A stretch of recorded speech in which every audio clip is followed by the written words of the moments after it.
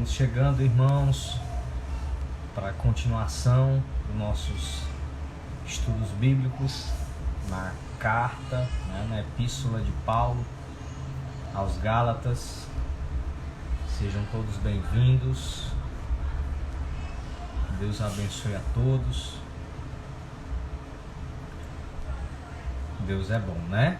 Hoje nós vamos dar continuidade ao capítulo 2 da epístola de Paulo aos Gálatas.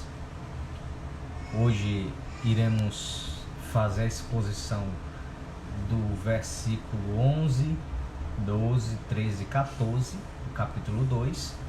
O capítulo 2 de Gálatas é um capítulo bem extenso, bem extenso, e nós iremos hoje dividir em duas partes, O capítulo 2 nós fizemos na semana passada a exposição do verso 1 ao verso 10, e hoje nós vamos fazer do verso 11 ao verso 14, E do versículo 15 ao versículo 21, que é onde encerra o capítulo 2 de Gálatas, nós iremos tratar dessa parte na próxima sexta-feira. Por quê? Porque a partir do versículo 15, Paulo vai falar da justificação pela fé. Então é um assunto que exige nós falarmos uma live inteira, um tempo completo, certo? Aqui no Instagram, tá bom? Então hoje nós vamos fazer a exposição do versículo 11 ao versículo 14, que é uma perícope, No texto original há essa divisão dos versos 11 ao 14 e do verso 15 ao verso 21, ok? Então já quero pedir você para abrir aí a sua Bíblia na epístola de Paulo, aos Gálatas, no capítulo 2, e nós estaremos fazendo a exposição aqui do texto bíblico, do texto sagrado. Eu já quero fazer a leitura, logo em seguida nós estaremos orando e depois nós estaremos iniciando, certo? Como nós sempre fazemos, nós vamos desativar os comentários, para que você possa prestar bastante atenção, na exposição, e para que eu também fique focado totalmente na exposição bíblica, certo? Então vamos fazer a leitura.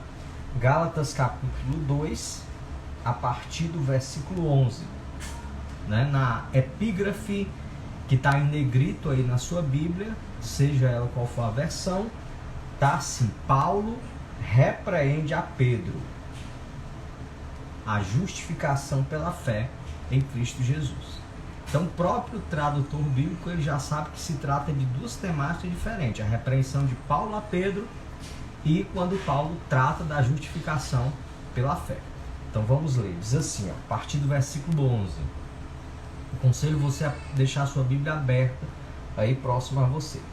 Diz assim: quando porém Cefas veio a Antioquia, resisti-lhe face a face, porque se tornou repreensível.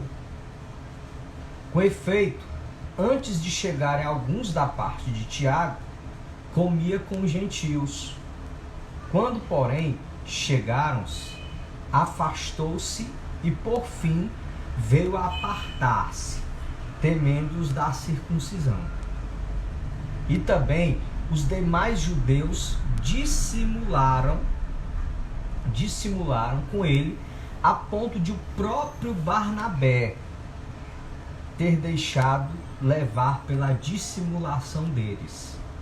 Quando, porém, vi que não procediam corretamente, segundo a verdade do Evangelho, disse a Cefas, na presença de todos: se, sendo tu judeu, vives como gentil e não como judeu, por que obriga os gentios a viverem como judeus? Vamos orar, irmãos? Feche seus olhos aí onde você está, certo? Vamos orar. Pai, no nome do Senhor Jesus, Deus amado, Deus querido, eu quero te agradecer, Senhor, por essa oportunidade que mais uma vez o Senhor nos dá, nos concede, ó Deus, de estarmos reunidos, ó Pai, em torno, ó Deus, da Tua Palavra. Para mais esse tempo, Senhor, de aprendizado, Senhor, nas Sagradas Escrituras. E eu quero te pedir, Senhor, que mais uma vez o Teu Espírito Santo possa, Senhor, nos iluminar, possa, Pai, nos auxiliar, Deus, na compreensão da Tua Palavra. Que possamos, ó Deus, nessa noite, mais uma vez, através da Tua graça e misericórdia sobre nós, tirarmos, ó Deus, lições preciosas, ó Deus, importantíssimas para a nossa vida e para a nossa caminhada cristã. Ó Deus, eu te peço isso, te agradeço em nome de Jesus. Amém. Então, como a gente sempre faz, nós vamos desativar os comentários, ok?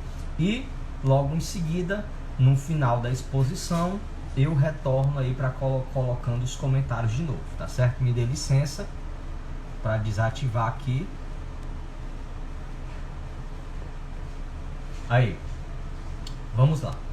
Queridos, nós temos feito essa série de exposições na Epístola de Paulo aos Gálatas, né? E nós falamos no início, só para a gente recapitular, muito breve, né? Muito breve, uma recapitulação, mas nós vimos no início que Paulo escreveu nessa carta aos Gálatas porque um grupo de missionários que se diziam cristãos, mas judaizantes, eles foram até a região da Galácia, nas igrejas que Paulo havia plantado.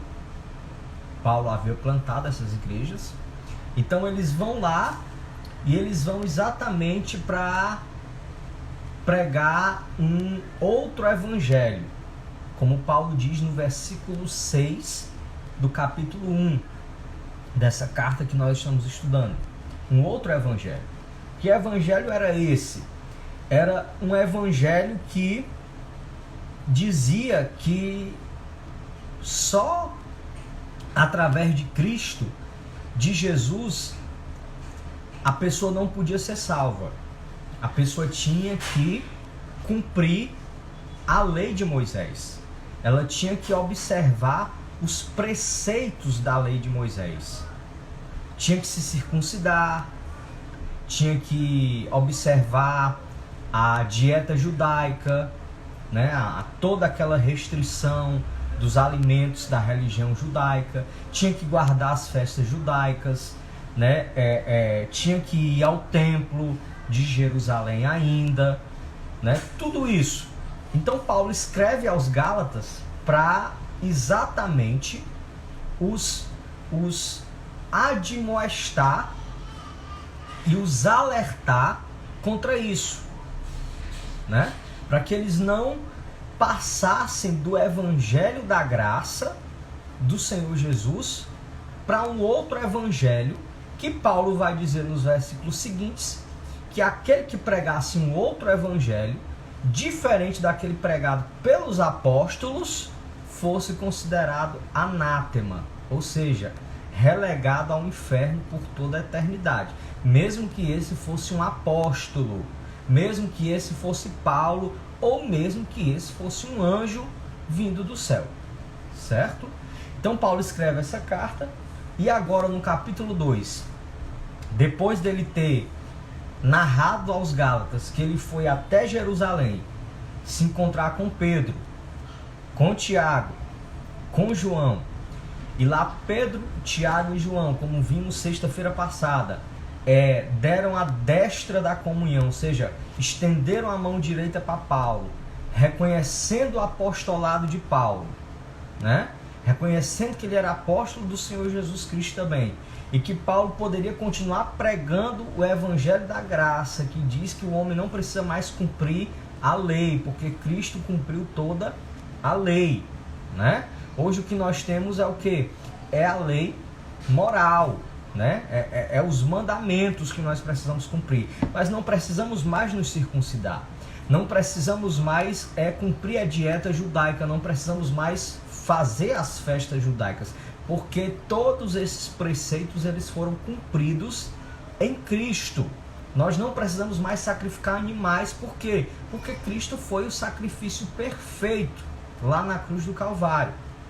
Então esse texto que nós acabamos de ler, essa seção do capítulo 2, que vai do verso 11 ao verso 14, registra, né, um episódio bastante conhecido.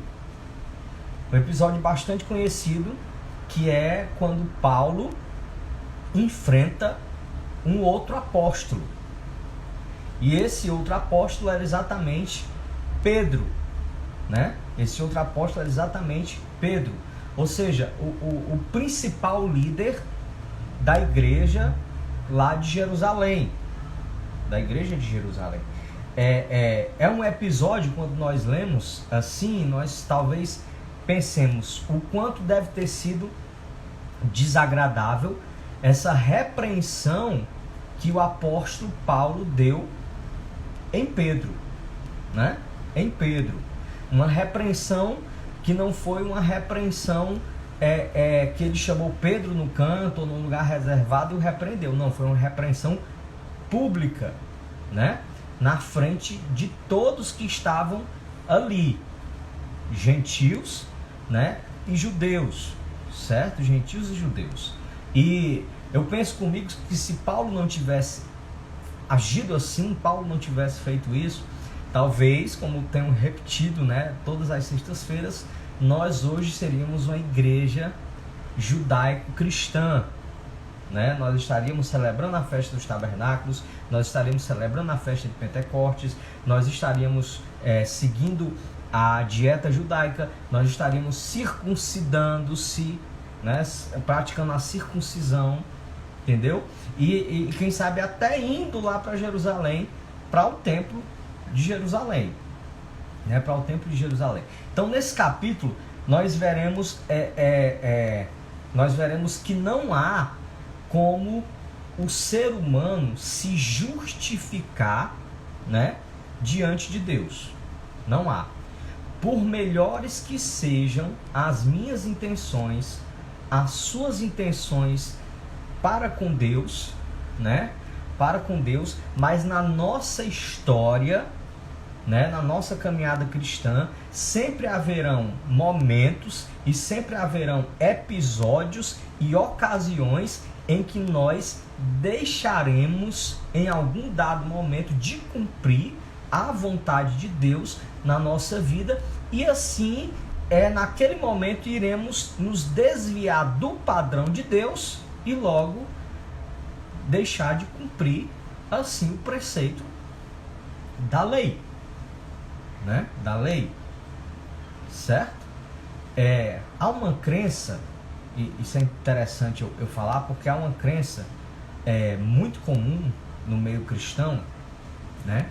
E principalmente no meio evangélico, de que no período do Antigo Testamento a salvação se dava pelo cumprimento da lei.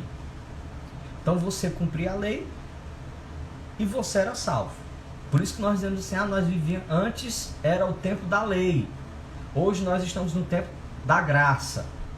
Então existe isso ainda na mente de muitas pessoas, que no Antigo Testamento a salvação era obtida pelo cumprimento da lei, e que quando Cristo vem ao mundo, a salvação passou a ser pela graça.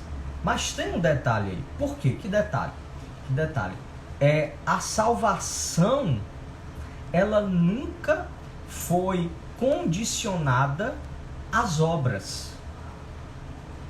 A salvação nunca dependeu do homem no Antigo Testamento cumprir ou não a lei de Deus. Nem mesmo no Antigo Testamento. O propósito da lei, né, nunca foi salvar o homem, nunca foi redimi-lo do seu pecado.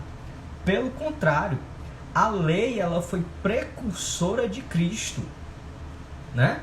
A lei lá, os mandamentos, né? Os mandamentos lá no Antigo Testamento, dados por Deus a Moisés, e Moisés entregou ao povo, aquela lei lá, aqueles mandamentos, eles foram dados exatamente para mostrar ao ser humano que ele sozinho não conseguiria cumprir a lei e que ele precisaria de um Salvador.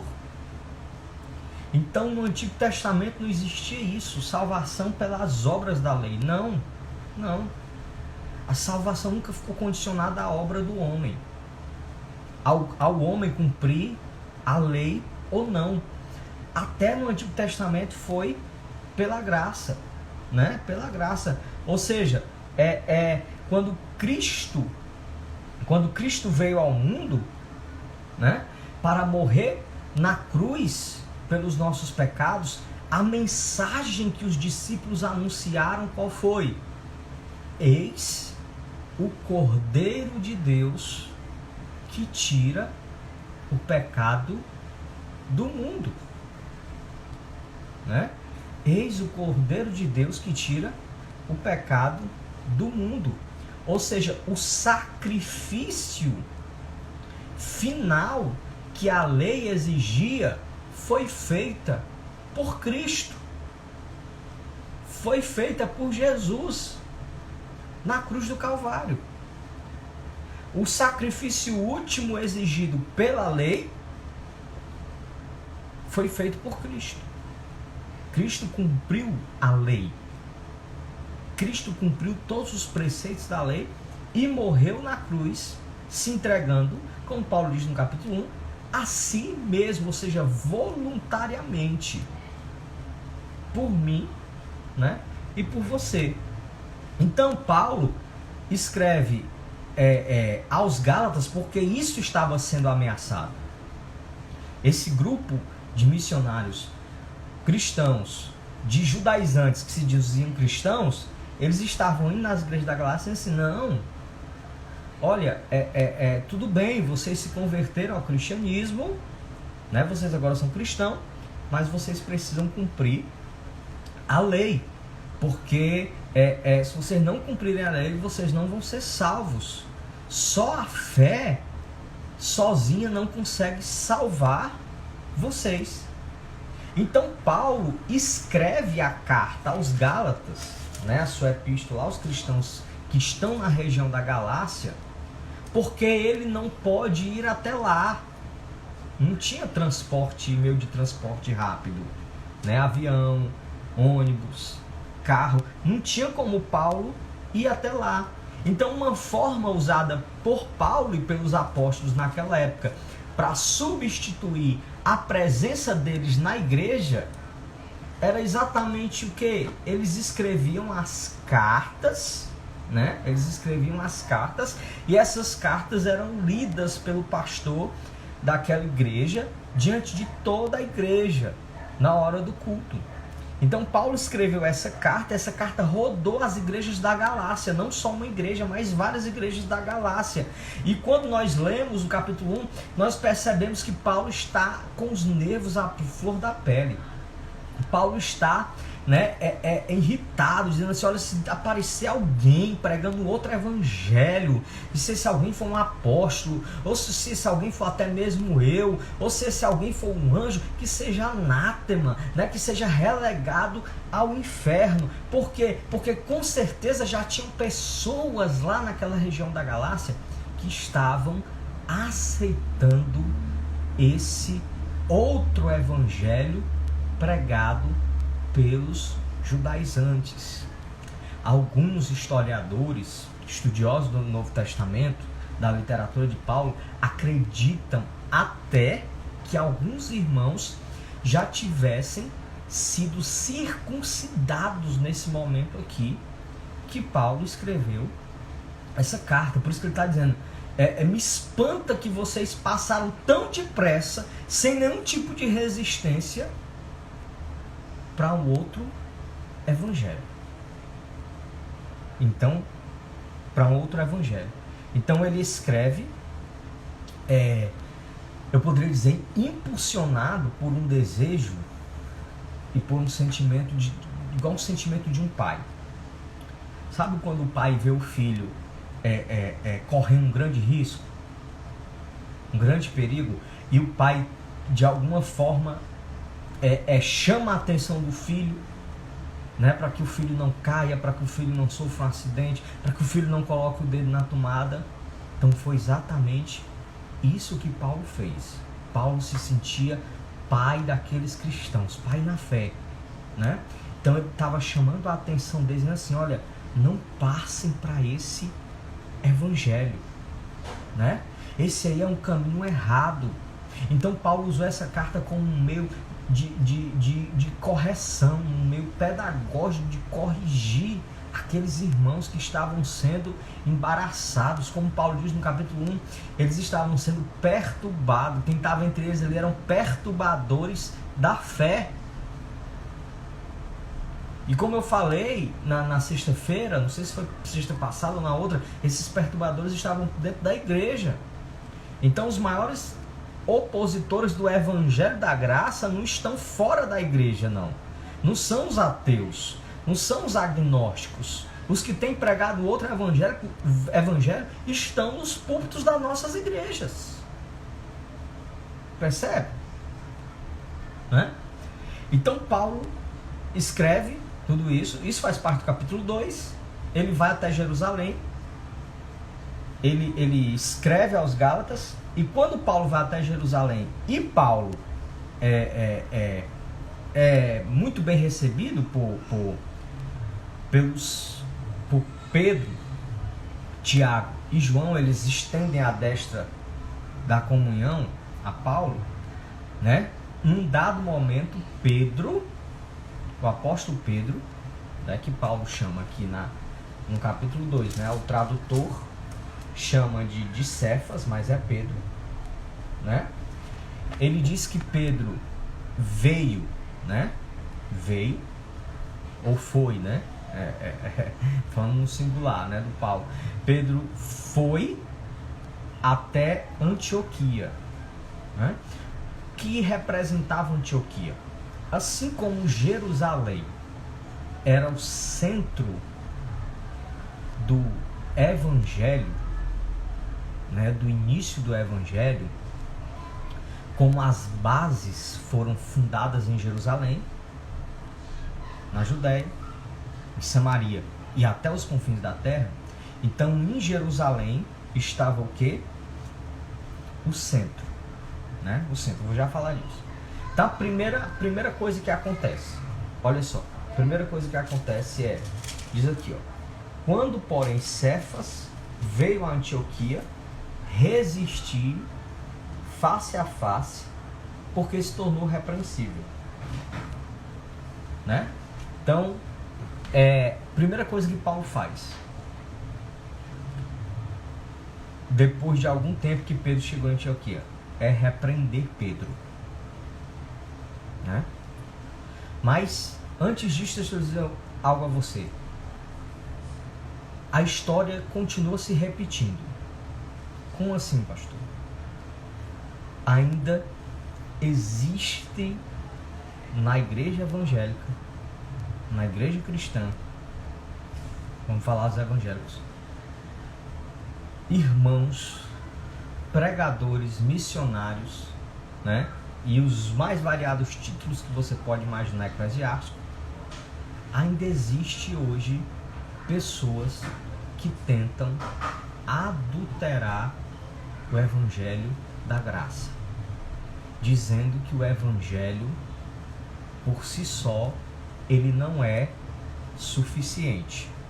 Embora nós tenhamos lido um texto que foi escrito há 2020 anos atrás, todas essas coisas que Paulo enfrentou, nós permanecemos a enfrentar hoje na igreja evangélica brasileira, né?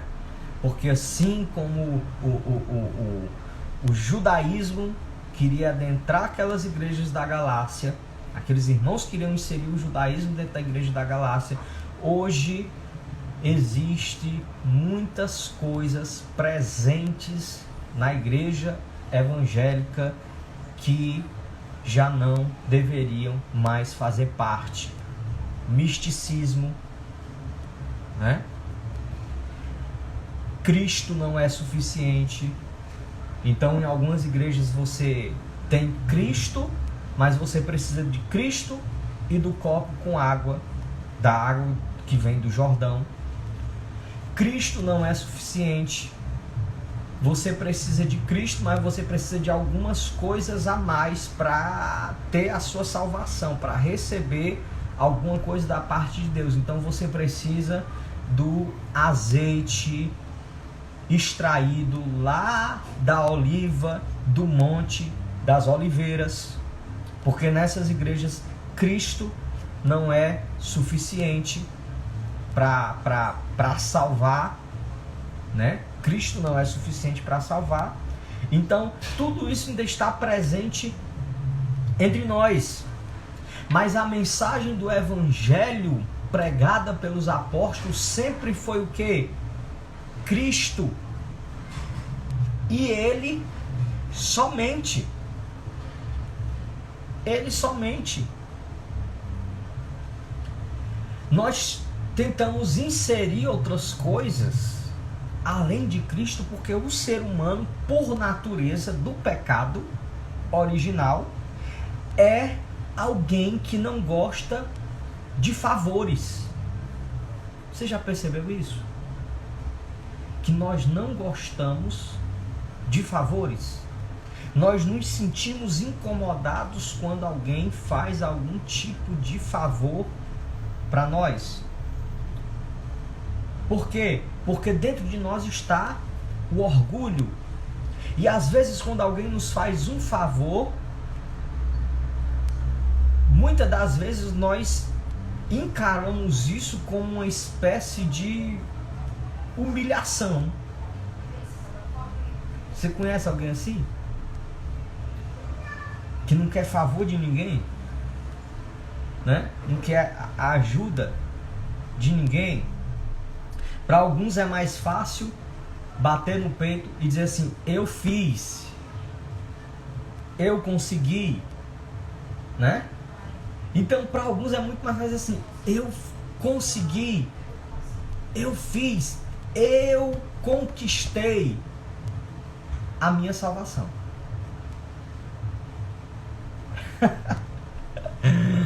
Então por isso que a gente tem isso, irmão. Eu exijo, eu determino, eu decreto, eu não aceito, porque isso só revela o coração prepotente do homem por causa da sua natureza pecaminosa. Então nós não conseguimos olhar para a Bíblia e dizer assim: é só Cristo, é só Cristo, é só pela fé em Jesus, mas eu não preciso fazer mais nada. Não precisa fazer mais nada, pessoal. Não, para ser salvo, não. Depois vem a santificação, mas é só depois. É um processo. E ainda assim nós iremos contar com a ajuda de quem? Do Espírito Santo, porque sozinho nós não conseguimos nos santificar se o Espírito Santo não nos auxiliar nessa tarefa. Então sempre o Evangelho sempre foi Cristo, e Cristo, somente Cristo. Somente Cristo, né? Em Cristo, anote isso, se você estiver anotando aí, em Cristo temos tudo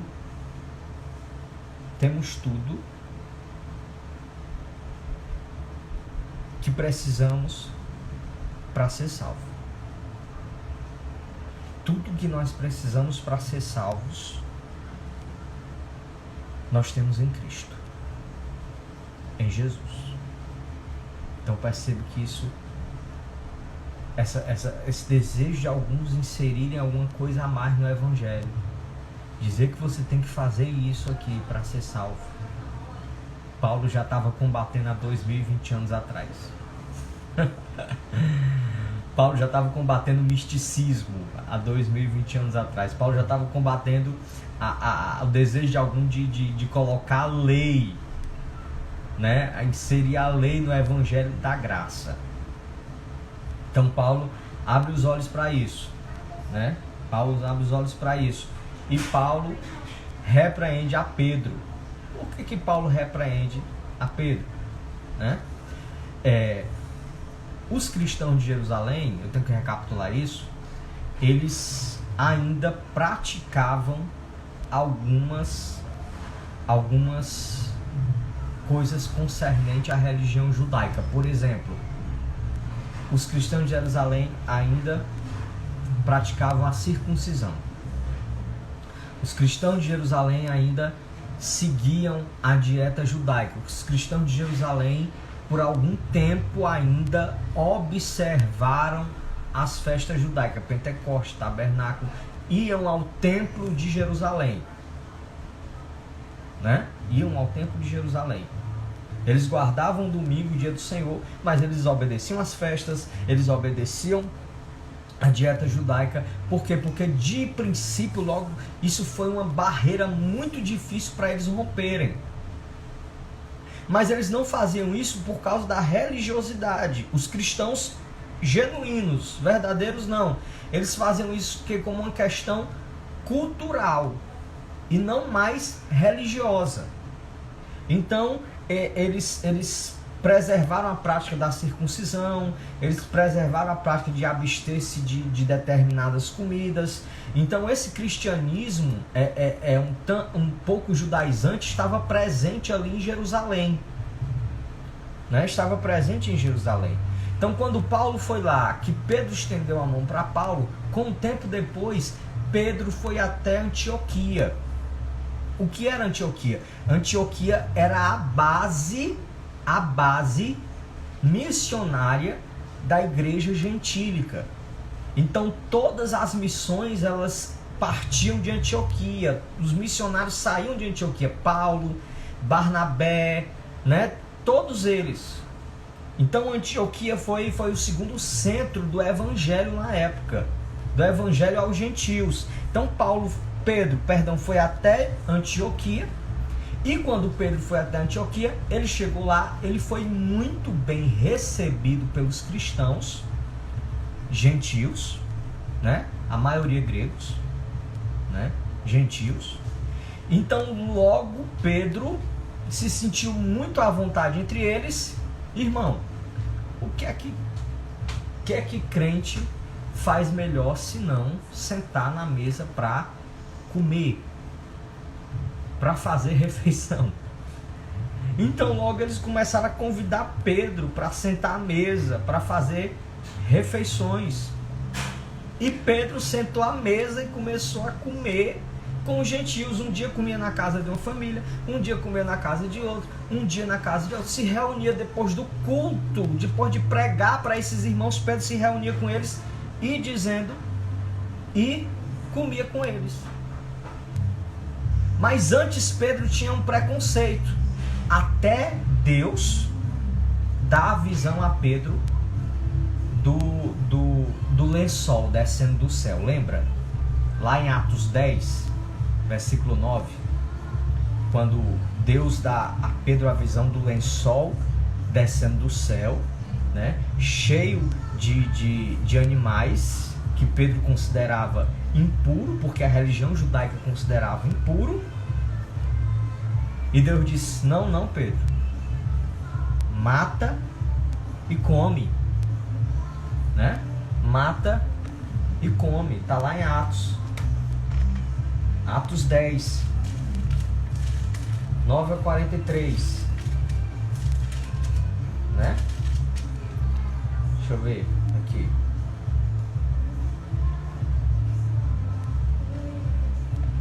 Como se fosse um grande lençol, versículo 11, contendo toda sorte de animal quadrúpede, né? Pedro ficou perplexo, versículo 17. Aí o que aconteceu? Pedro está ali e Deus ali mostra a Pedro o quê? Você pode ler o texto depois. Deus mostra a Pedro exatamente que naquele momento ali, né, Deus estava aceitando na igreja os gentios também. Pedro estava dizendo assim, Deus estava dizendo assim, ó Pedro, que começou a tocar um som no vizinho aqui. Deus começou a dizer assim, Pedro, não tem mais nada impuro, Pedro. A igreja, Pedro, agora é uma só, né? A igreja agora é uma só. Deus estava dizendo ali para Pedro, Pedro, eu não estou aceitando só os judeus não, mas também os gentios agora são o meu povo também, a minha igreja também, né? Então Pedro é enviado a Cornélio lá em Antioquia. Está em Atos capítulo 10 do 9 a 43, lê depois com calma. Então Pedro ficou convencido, né, pelo próprio Deus. Que privilégio, irmão, você ser convencido e você aprender diretamente com o próprio Deus a não fazer distinção entre judeus e gentios. Pedro aprendeu de Deus naquele momento ali, naquela experiência com ele, com Deus, né? Então Pedro vai para Antioquia, ele é bem recebido. Quando ele chega lá, não falta convite para ele fazer refeição, né, para comer com gentios. Só que uma comitiva vem de Jerusalém até Antioquia, possivelmente enviados por Tiago, que também é um dos líderes da igreja de Jerusalém. Então Pedro se preocupa com o que esses irmãos vão pensar e vão dizer por Pedro estar comendo com os gentios todo tipo de comida, todo tipo de animal, né, de comida, de carne de animal que eles colocavam na mesa, que alguns para a religião judaica era impuro. Então Pedro se preocupa, né, tipo assim, como é que vai ficar minha reputação em Jerusalém se as pessoas souberem que eu estava comendo esse tipo de comida, que eu estava comendo com gentios esse tipo de comida que a religião judaica proíbe. Então Paulo percebe que Pedro começa a recusar os convites. Pedro deixa de sentar com os gentios à mesa. Pedro começa a ficar ausente daqueles momentos ali. E isso começa a ficar cada vez mais nítido, mais perceptível. Então Paulo percebe. E quando Paulo percebe, Paulo confronta Pedro publicamente. Olha o que ele diz. Versículo 12. Com efeito, antes de chegarem alguns da parte de Tiago, comia com os gentios.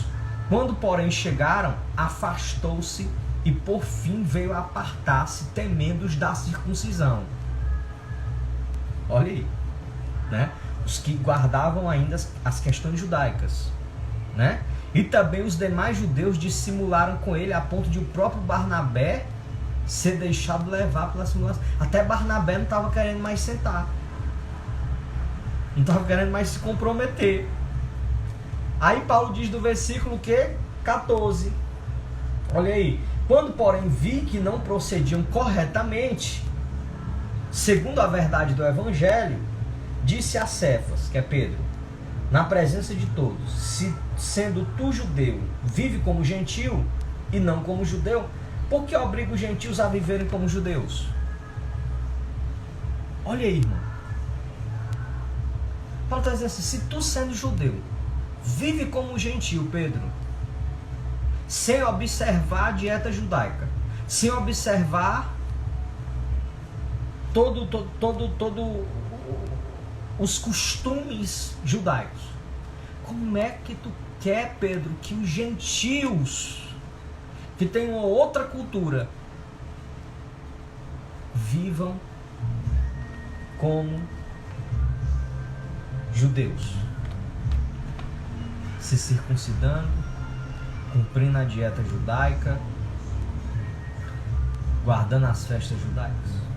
Então Paulo confrontou Pedro, né? Paulo confrontou Pedro. E como foi que Pedro ficou? Irmão, na hora eu não sei, mas depois Pedro entendeu. Porque Pedro escreve a sua carta, a sua segunda carta, no versículo 3, no capítulo 3, versículo 15, Pedro vai dizer assim: nosso amado irmão Paulo.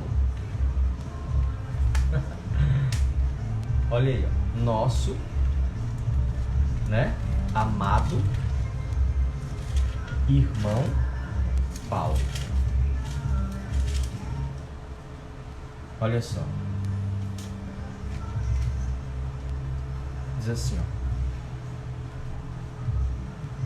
E tende por salvação a longanimidade de nosso Senhor, como igualmente o nosso amado irmão Paulo vos escreve segundo a sabedoria que lhe foi dada por Deus.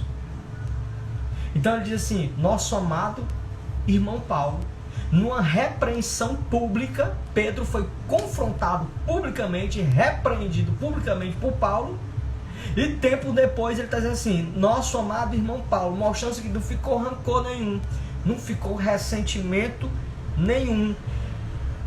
Pedro estava dizendo assim: eu errei mesmo. A pergunta que eu faço para nós nessa noite é: como reagimos quando alguém repreende-nos por algum erro que nós cometemos? Será que nós somos capazes de dizer assim: ah, aquele amado irmão, cheio de sabedoria? Hã? Ou nós vemos aquele irmão carnal, orgulhoso, quem ele pensa que é, rapaz, para falar assim comigo? Né? Pedro não somente acatou a correção, mas quando ele escreve a carta dele, a sua carta, Pedro, ele demonstra que deu toda a razão a Paulo. Só você ler 2 Pedro 3, 15 e 16. Senão não vai dar tempo. Ele deu toda a razão a Paulo. Como se pensasse assim: Paulo ensinou e eu concordo com ele.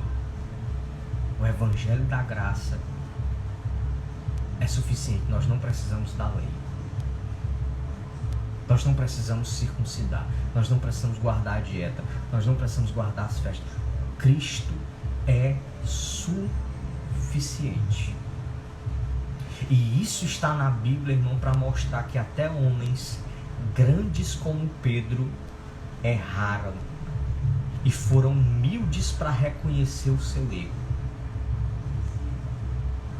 né?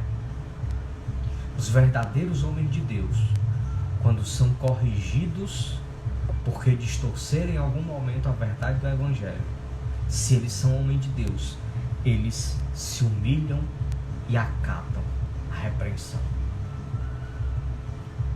No versículo 16, Pedro vai reconhecer até a intelectualidade de Paulo, que Paulo era muito mais conhecedor do que ele,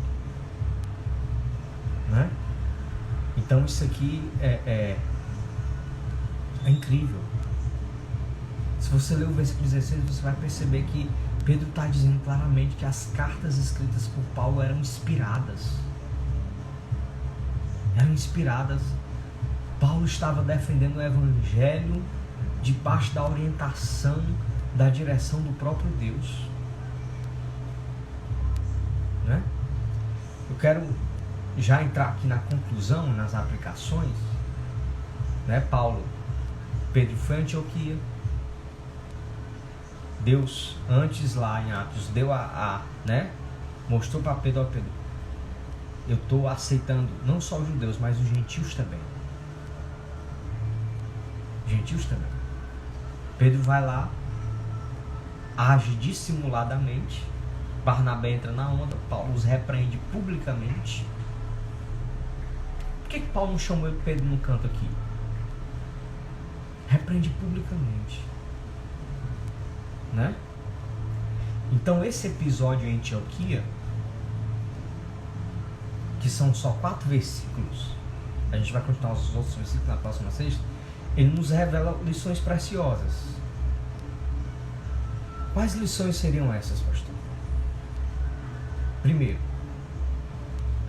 os grandes homens de Deus podem errar.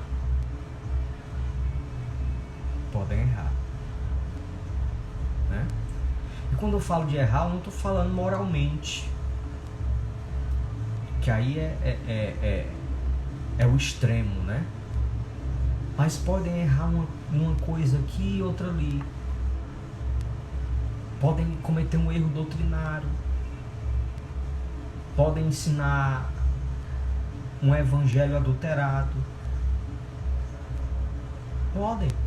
Podem cometer um erro administrativo. Podem. Se tiver pastor me ouvindo, preste bem atenção nisso. Podem. Né? E eu acredito que Deus permite isso com Pedro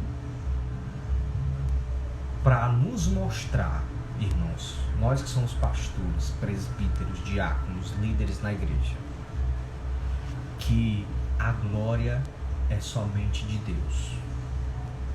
A glória é somente de Deus. Nós somos apenas vasos de barro. O tesouro é Cristo que está dentro de nós. Né? A glória não pertence a pastores, a glória não pertence a líderes, a glória não pertence a missionários. Né? Nós somos meros instrumentos de Deus. Pessoas como outras qualquer, que têm apenas um santo privilégio de termos sido chamados para o ministério da palavra, para o ministério do ensino ou da administração eclesiástica. Entenderam? Né? Hoje nós vemos o que por aí? O culto à personalidade. Hoje nós vemos o que por aí? O culto à personalidade, o culto a homens, a líderes. Não estou dizendo que você tem que amar o seu pastor, você tem que amar o presbítero, você tem que amar o líder que Deus colocou lá na sua igreja, mas você não pode idolatrá-lo, e nem você deve permitir que ele promova culto à pessoa dele, às vezes estampando o rosto dele no outdoor, né? A identidade da igreja às vezes está mais no líder do que na própria igreja. Entendeu? A igreja do pastor fulano de tal. A igreja do... Não. Isso é. E Deus permitiu mostrar que nós somos apenas os instrumentos. Né? Outra lição diz respeito ao quê? A inspiração bíblica. Como, pastor? Perceba, os autores bíblicos eram o quê? Falíveis. Não eram infalíveis. Alguém diz, mas esse livro aqui foi escrito por homem. Verdade, foi escrito por homens.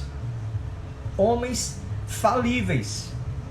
Contudo, quando eles sentaram para escrever, né, com a pena, quando eles sentaram para escrever o texto sagrado, Deus guiou eles de tal forma, de tal maneira, o Espírito Santo os inspirou de tal forma, de tal maneira, que o produto final, o texto sagrado, ficou inerrante e infalível, embora os escritores não fossem. Deu para entender? Embora os escritores não fossem, mas o texto sagrado, como produto final, ficou inerrante e infalível. Pedro reconhece que os escritos de Paulo são inspirados por Deus. Está lá no versículo 16 da sua segunda carta, capítulo 3, versículo 16. Outra lição é que isso deve ser difícil para você ouvir, mas nós devemos deixar a diplomacia de lado quando estiver em jogo a verdade do Evangelho. Eu já escutei várias vezes alguém dizer assim: não julgue para você não ser julgado. Quando nós temos algum pastor, né, algum pastor repreendendo alguma conduta de outro pastor de ter se desviado da verdade do Evangelho. Não se desviado do Evangelho, ele continua pregando o Evangelho, mas um Evangelho totalmente adulterado. Então alguém vai lá e repreende. Não julgue. Você não pode julgar, né? Mas irmãos, nós não podemos esquecer que Paulo disse assim: Pedro, vem cá. Repreendeu Pedro, né? Isso, claro, quando se tratar de coisas de maiores consequências. Quando se tratar de algo sem maiores consequências para a verdade do Evangelho, nós devemos deixar de lado. Por exemplo, há irmãos e há irmãs zelosas nas nossas igrejas, irmãos zelosos, piedosos nas nossas igrejas, e às vezes se equivocam em algum ou outro ponto doutrinário. Devemos ser tolerantes. Não, irmão, depois vamos sentar, deixa eu lhe explicar, deixa eu... O pessoal não vai logo pra internet, seu herege, seu... Entendeu? Né? Não, irmão, é aquele irmãozinho simples, mas piedoso, zeloso, ama a igreja. Senta com ele e ensina ele com cuidado. Entendeu? Né? Não adianta partir para um debate público e feroz por questões secundárias, irmão, como política na igreja. Política, né? Quando eu falo política na igreja evangélica. Defendendo A, defendendo B, defendendo ideologia A, ideologia... Entendeu? Isso tem causado divisão dentro das igrejas, né? Precisamos nos levantar e erguer a nossa voz de maneira clara quando o Evangelho for ameaçado. Quando o Evangelho for ameaçado, precisamos dizer: isso aí está errado. Isso aí que você quer colocar está errado. Porque o Evangelho sempre foi Cristo e somente Cristo, né? Cristo, somente Cristo. Aí nessa hora nós precisamos erguer a nossa voz e assumir uma posição muito clara quando o Evangelho for ameaçado. Não adianta, né, querer, como Paulo não fez isso em Jerusalém. Paulo foi lá para defender o Evangelho. Aqui diante de Pedro em Antioquia, defendeu o Evangelho. Entendeu? Com muita humildade, mas defendeu o Evangelho. E nós aprendemos aqui a salvação pela graça, que o versículo 15 em diante vai falar sobre a justificação pela fé. Nós vamos ver isso na próxima sexta, né? Ou seja, a importância da salvação somente pela graça, né?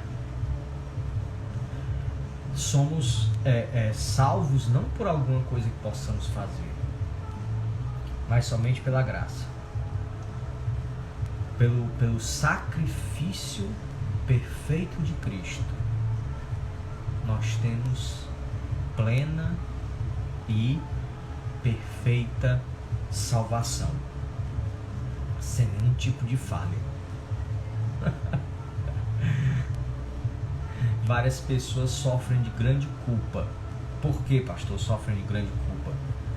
Porque elas têm medo de não serem aceitas por Deus, por não fazer algo, ou por fazer algo, ou por deixar de fazer algo, né? quando alguns líderes mandam elas fazerem sacrifício e elas não fazem esses sacrifícios de dar apartamentos, carros, então elas acham que não são aceitas por Deus porque não fizeram isso. Entendeu? Quando na verdade nós somos salvos pelo que Cristo fez. Pelo que Cristo fez por nós. Se é tudo pelo que Cristo fez, eu pergunto, o que é que pode nos separar do amor de Deus?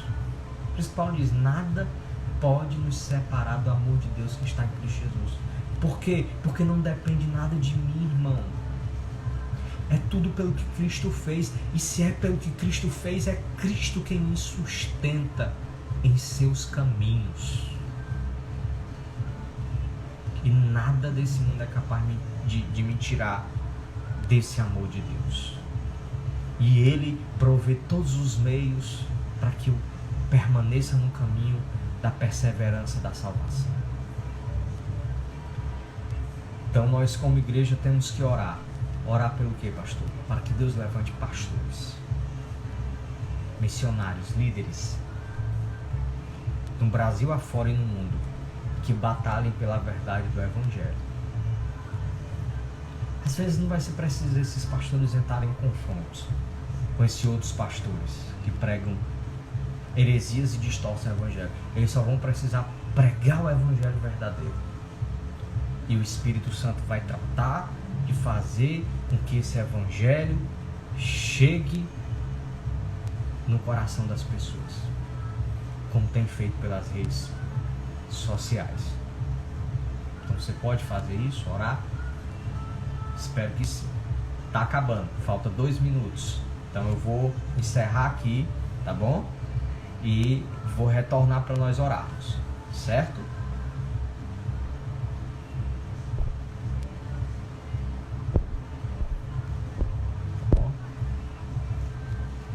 Vou encerrar e vou voltar para orar.